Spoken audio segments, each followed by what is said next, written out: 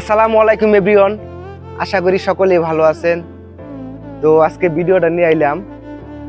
কালকে গরিপুরের content creator আলামিন ভাই ফানি ভিডিও করে, তো অনেকেই তারা চিনেন। আর কালকে তার সঙ্গে একটা ছবি দিছি, রাত্রিবেলা একটা ছবি আপলোড দিয়েছিলাম।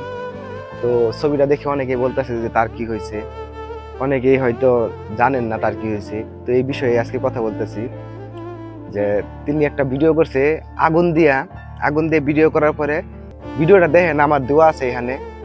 ভিডিওটা সবাই লক্ষ্য করে দেখেন যে কিরকম একটা রিক্সের ভিডিও করছি। মূলত আসলে উনি তার কয়েকদিন আগে একটা ভিডিও দেখছি, চলন্ত ট্রেনের সামনে ভিডিও করছে, ওইটা অনেক রিক্সের ভিডিও করছে। আমি ওই ভিডিওটা দেখে বুঝছি যে অনেক রিক্সের একটা ভিডিও করছি, কিন্তু আসলে একটা জীবনের মূল্য অনেক বেশি। এখন তিনি চরপাড়া মেডিকেল কলেজে হাসপাতালে ভর্তি আছিল। এখন ওইখান থেকে তিনি গেছে ঢাকা নিয়ে গেছে তারে। শীতের দিন তো আগুনের তাপ লাগছে অনেক। তো বিশেষ করে হইলো যে আমি যখন ফার্স্ট টাইম কন্টেন্ট ক্রিয়েটরের কাজ শুরু করি, তখন তার সঙ্গে দেখা করতে গেছিলাম, তার সঙ্গে দেখা করছি, অনেক কথাবার্তা বলছি। তো তিনি আসলে লোক হিসাবে অনেক ভালো।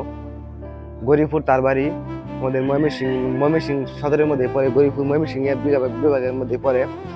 তো বিষয়টা হইলো যে যে তিনি যেগুলা ভিডিও করে, প্রত্যেকটা ভিডিও আমি দেখি অনেক সুন্দর ভিডিও করে। আর তিনি এখন অসুস্থ হয়ে হাসপাতালে ভর্তি। সবাই তার জন্য দোয়া করবেন। আর মূলত এই ভিডিওটা করছি এই জন্যই যে অনেকে জানতে চাইছে যে তার কি হয়েছে, তো এই জন্যই করলাম ভিডিওটা। আর বিশেষ করে আমিও কয়েকদিন যাবত অসুস্থ। তো অসুস্থ থাকলেও দেখা গেছে যে ভিডিও দিতে হয়, আমার বিভিন্ন অসুখের কারণে মানে কয়েকদিন পর শরীরটা অসুস্থ হয়ে যায়। তো তারপরে ভিডিও দিতেছি, যে এখানে ফেসবুকে কাজ করতেছি, এখানে তো আর ফেসবুক তো আর এটা বুঝবো না যে কে অসুস্থ আর কে ভালো। তার প্রতিনিয়ত কাজ করতে হয়, প্রতিনিয়ত তার ভিডিও দিতে হবে। আর সবাই সবার জন্য দোয়া করবেন। যেমন কালকে একটা ভিডিও দেখলাম যে কয়েকদিন আগে একটা ভূমিকম্প গেল।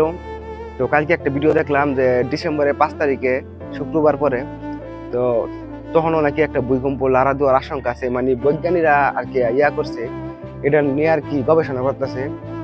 তো যদি এরকম হয়ে যায় তো অনেক ক্ষতি হবে। জানি না কতটুকু, সবকিছু আল্লাহ পাকের ইচ্ছা, জানি না হইতেও পারে বা না হইতে পারে।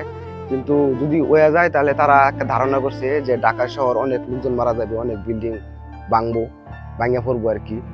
এই জন্যেই সবাই সবার জন্য দোয়া করবেন। সবাইকে যেন আল্লাহ তাআলা আসমান জমিন সকল বালা মুসিবত থেকে হেফাজত করে। এবং কি সবাই আলামিন ভাইয়ের জন্য দোয়া করবেন। তিনি আমাদের মাঝে অনেক সুন্দর সুন্দর ভিডিও দেন, তার ভিডিওগুলো দেখে অনেক ভালো লাগে।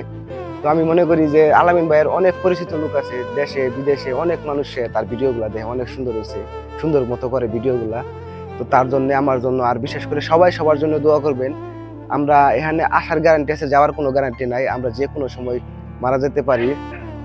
তো সবাই সবার পাশে থাকবেন, এভাবে যেভাবে ভালোবাসাতে পাশে আছেন।